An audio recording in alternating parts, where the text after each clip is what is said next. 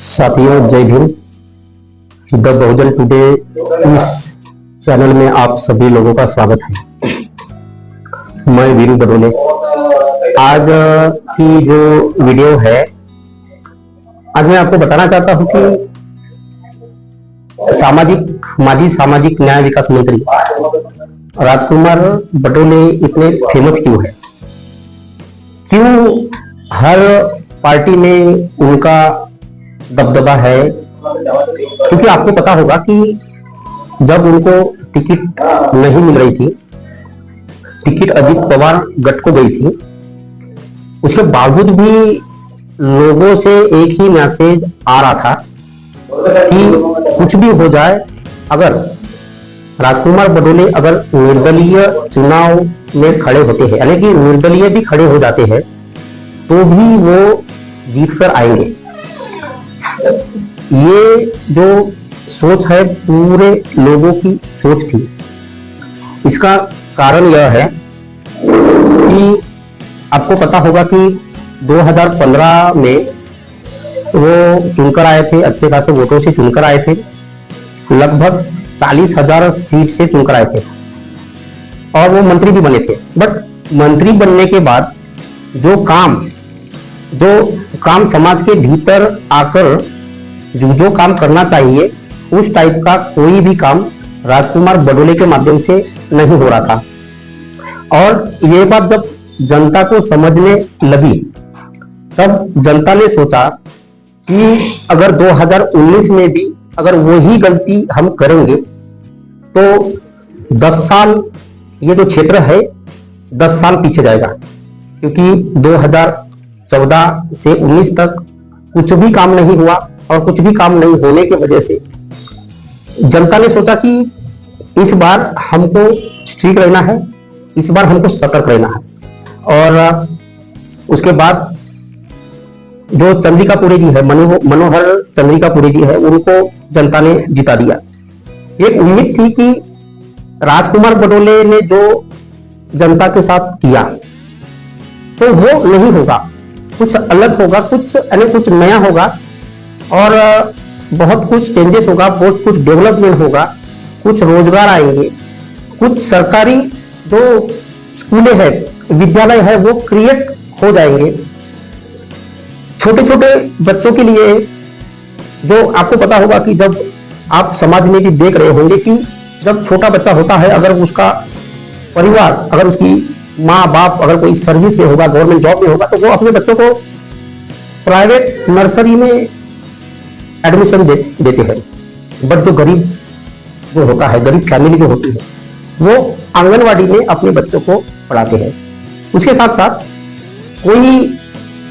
अगर कोई कर्मचारी है, जब वो फर्स्ट स्टैंडर्ड में जब एंट्री मारता है, तो कर्मचारी का जो लड़का है वो प्राइवेट में जाता है, बट गरीब का बच्चा जाता है सरकारी स्कूल में। तो लग रहा था कि यार ये जो मनोहर चंद्रिकापुरे है वो कुछ चेंज करेगा, कुछ चेंज होगा, कुछ एक आशा की किरण लग रहा था कि ये जो चंद्रिकापुरे है ये आशा की किरण है। बट उन्होंने भी जनता के आंखों में धूल झोंकने का काम किया। अब मैं आपको बताना चाहता हूं कि 2014 से लेकर 2024 तक कुछ भी डेवलपमेंट नहीं हुआ। उसके अलावा, उसके उलट जो मुर्गा वर्जनी क्षेत्र जो आगे जाना चाहिए था, वो 10 साल पीछे गया। क्योंकि कोई भी सोशल डेवलपमेंट नहीं, एजुकेशन में कोई बदलाव नहीं, एजुकेशन में कोई इंप्रूवमेंट नहीं, कोई नई नीति नहीं। स्कॉलरशिप हो, हमारे जो बच्चे हैं वो एमपीएससी यूपीएससी में जाए, उसके लिए कोई प्लानिंग नहीं। मेडिकल के लिए कोई प्लानिंग नहीं। आज भी आप अगर मुर्गा वर्जनी में देखो, सड़क अर्जुनी में देखो, और किसी भी शहर में देखो, तो सबसे ज्यादा भीड़ जो है वो प्राइवेट अस्पताल में होती है। तो बात ऐसा है कि जनता ने जो सोचा था वो नहीं हुआ। और इसीलिए जो देखो, आपको मैं बताना चाहता हूं कि 2014 से लेकर 19 तक राजकुमार बडोले मिनिस्टर थे, कुछ भी नहीं हुआ, यानी कि सत्ता में थे। हमारा जो एमएलए था वो सत्ता में था।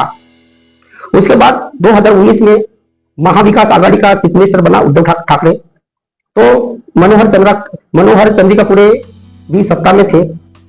उसके बाद अजीत पवार गठ वहां से टूट गया और वो एकनाथ शिंदे के साथ गया। बहुत बड़ा वहां पे आने मंत्रिमंडल में थोड़ा सा बदलाव हुआ और अलग संगठन बना और बीजेपी के साथ नया जो सरकार है वो नई सरकार बनी और वहां पर भी उनके साथ में भी मनोहर चंद्रिकापुरे ये थे, यानी कि सत्ता में थे। इसका मतलब यह है कि हमारा जो मुर्गा वर्जुनी विधानसभा क्षेत्र है वो सत्ता के साथ था, सत्ता के अंदर था। यहाँ पे राजकुमार बडोले और मनोहर चंद्रिकापुरे ये लोग जब एमएलए थे तो ये सत्ता में थे। तो सवाल यह है कि 10 साल होने के बावजूद भी विकास क्यों नहीं। अब बात ऐसा है कि आपको मैंने बताया कि उन्होंने भी वैसा किया, इसीलिए जनता ने सोचा कि इस बार राजकुमार बडोले को चांस देना चाहिए।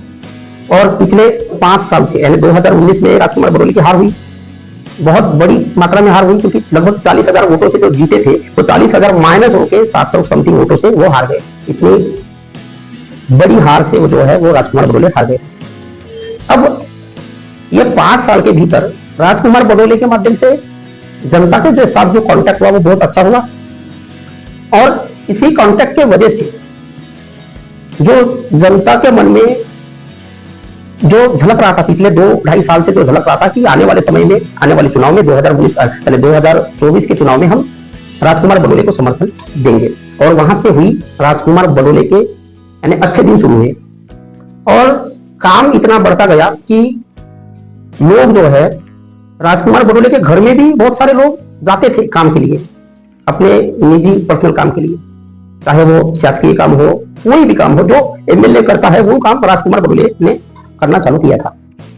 उसके साथ साथ मनोहर जी चंद्रिकापुरे के पास भी बहुत सारे लोग जाते थे। बट एवरी टाइम जो प्रेजेंट थे वो थे राजकुमार बडोले। और Rajkumar Badole every time present होने की वजह से बहुत सारे ऐसे इंटरनल काम थे जो एक एमएलए ने करना चाहिए, वो काम राजकुमार बडोले ने किए। अब ये जो मैं बोल रहा हूं ये मैं जनता के मुंह से बोल रहा हूं, यानी जनता ने जो माहौल था जो पिछले 2-3 सालों में, वो माहौल के बारे में मैं आपको बता रहा हूं।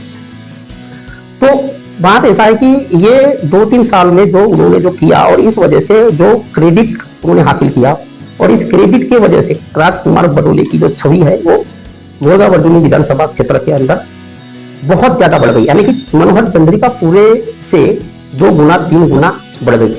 चाहे वो मुस्लिम कम्युनिटी हो, चाहे वो हिंदू कम्युनिटी हो, भलाई जो शेड्यूल कास्ट है, जो अम्बेडकरी जो समाज है वो थोड़ा जो है वो दूर रहा, बट उन्होंने जो है अपना जो क्रेडिट है, अपनी जो जगह है वो ओबीसी के अंदर अच्छी खासी बनाया है और अलग अलग पार्टी के जो कार्यकर्ता है उनके साथ भी अच्छा खासा उनका कांटेक्ट था और इस वजह से राजकुमार बडोले जी का जो दबदबा है मुर्गा वर्जुनी में है।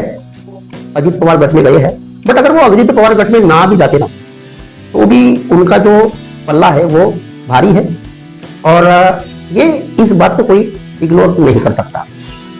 तो अभी वो अजीत पवार गठ में गए हैं, उनको टिकट मिली और चुनाव भी हुआ। अभी कल जो है रिजल्ट भी है, तो देखते हैं कि क्या समीकरण है, यानी क्या रिजल्ट आता है।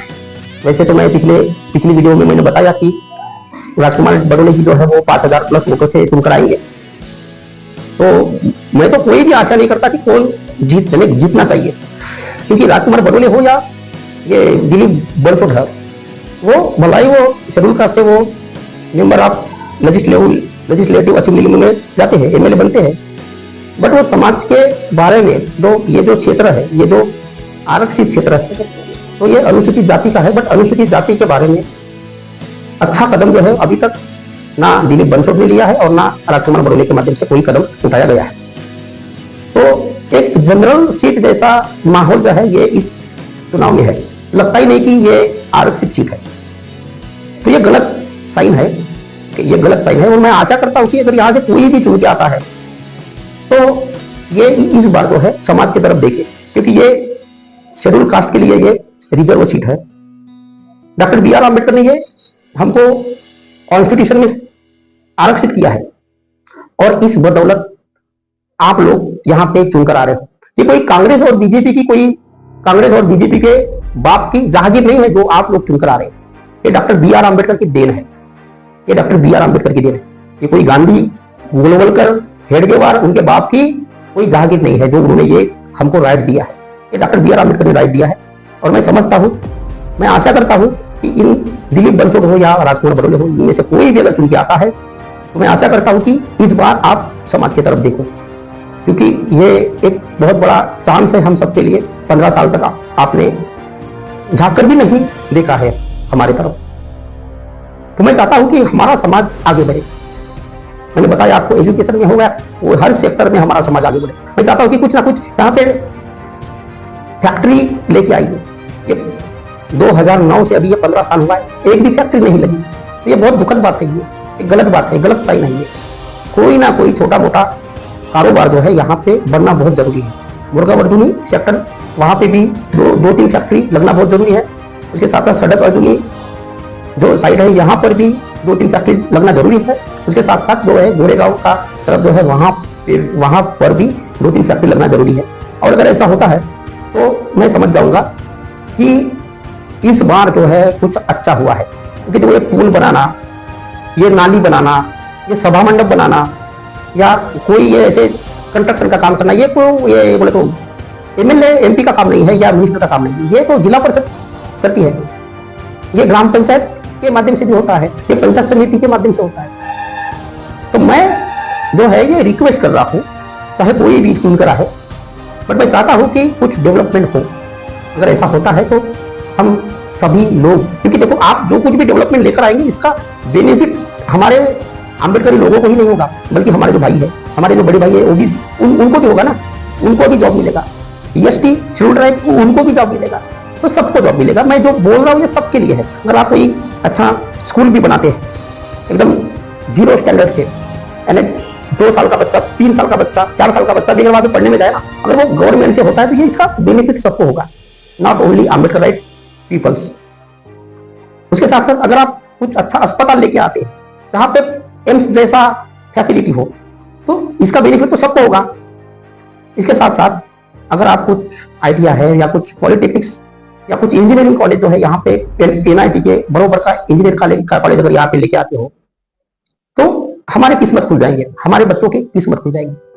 तो ऐसे बहुत सारे मुद्दे हैं। मैं आने वाले कुछ वीडियो में कुछ दिन में मैं तो शेयर करता जाऊंगा कि क्या क्या होने से क्या हो सकता है, क्योंकि डेवलपमेंट बहुत जरूरी है। ये 10 साल पीछे है।